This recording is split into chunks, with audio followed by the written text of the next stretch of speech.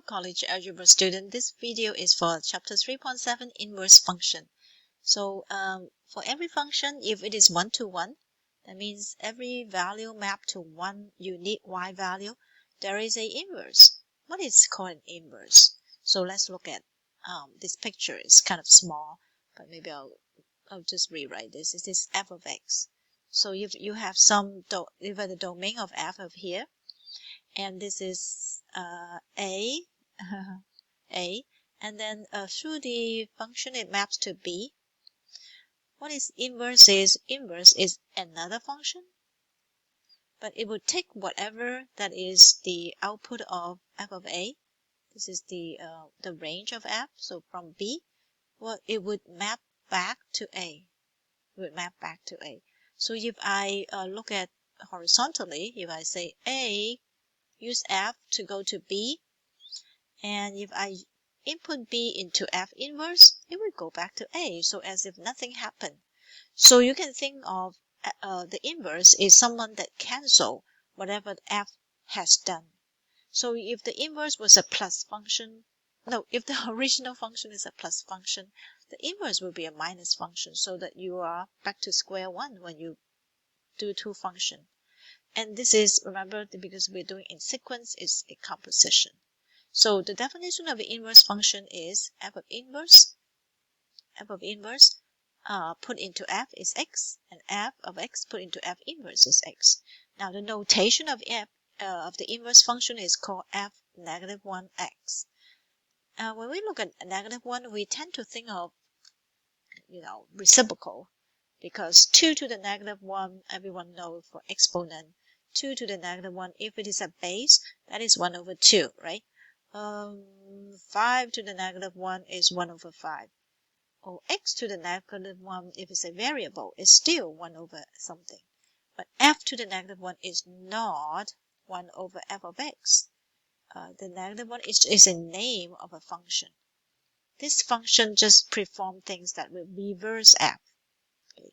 And because of that, you can see that the input for f inverse is actually whatever that is the output or the range of f.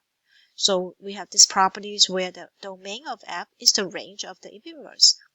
The range of f is the domain of f inverse, because it takes whatever that is the answer or the range of f, and you use it as an input and go back to the domain, which is the range of f of inverse.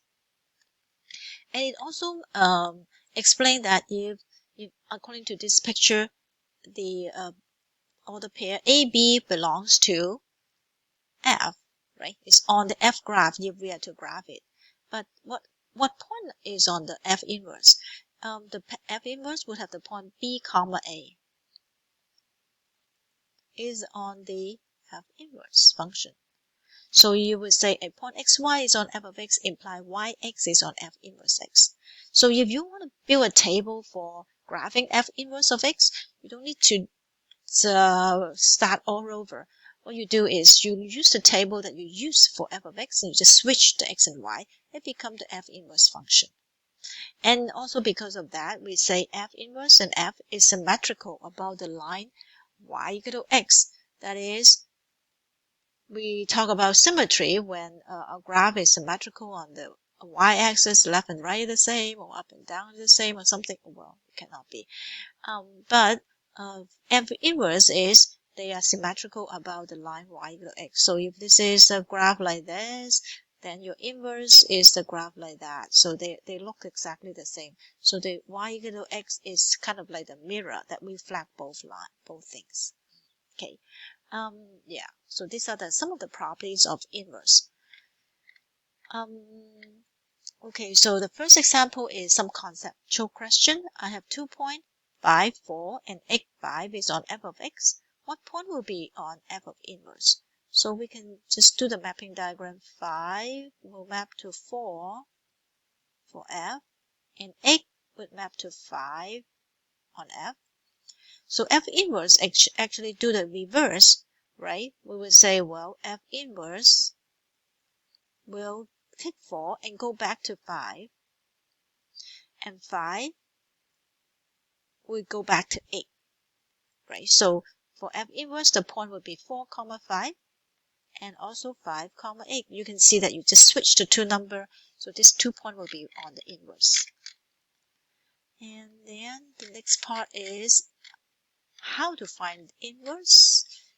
If it's a table and also if it's a formula. If I have a table of f, this is f of x, and I want to find a table of f inverse, so you would say you still call it xy because for a function the input is always x, the output is y. So you will switch them. So 2, 4 become 4, 2. 5, 6 become, oh, this is 2. 5, 6 become 6, 5. 8, 1 become 1, 8.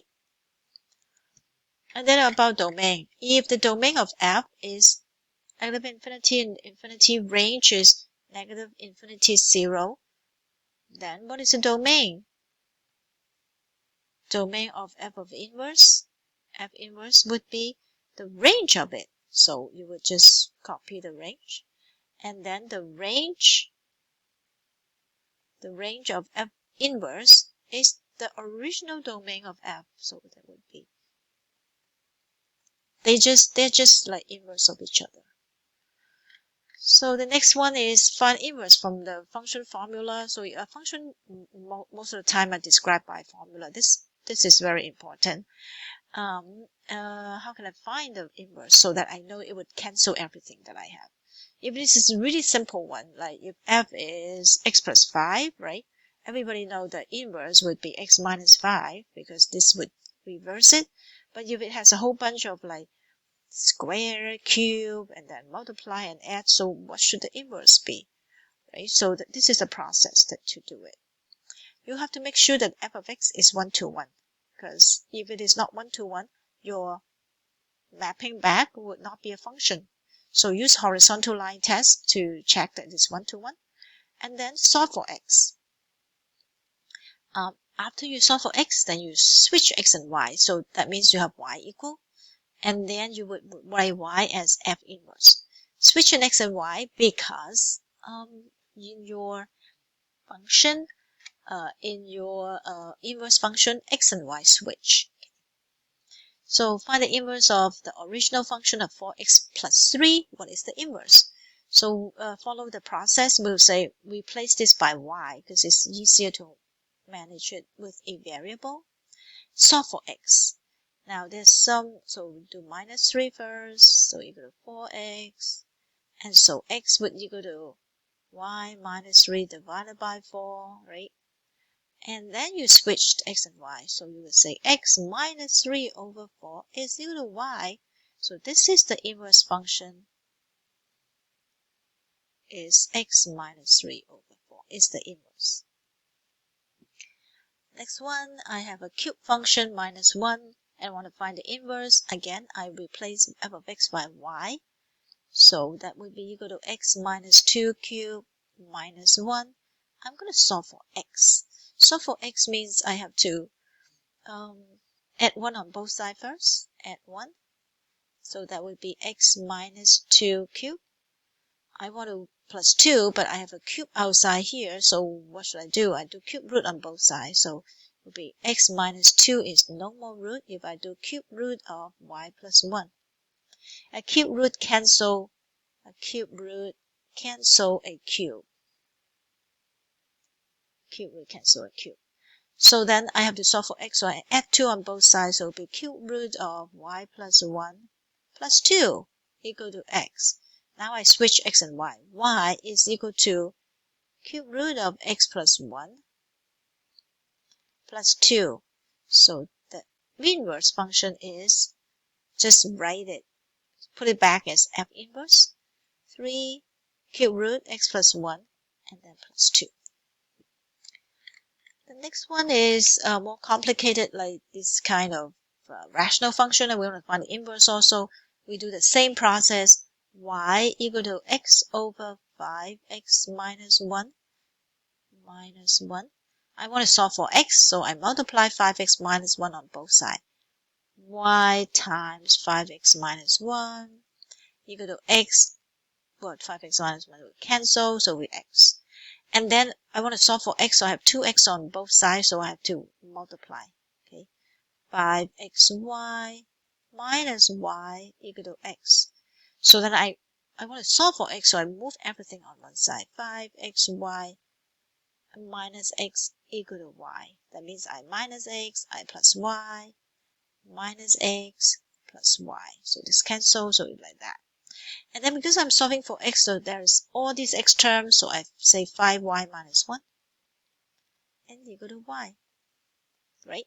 So now I have it. So it will be y over 5y minus 1.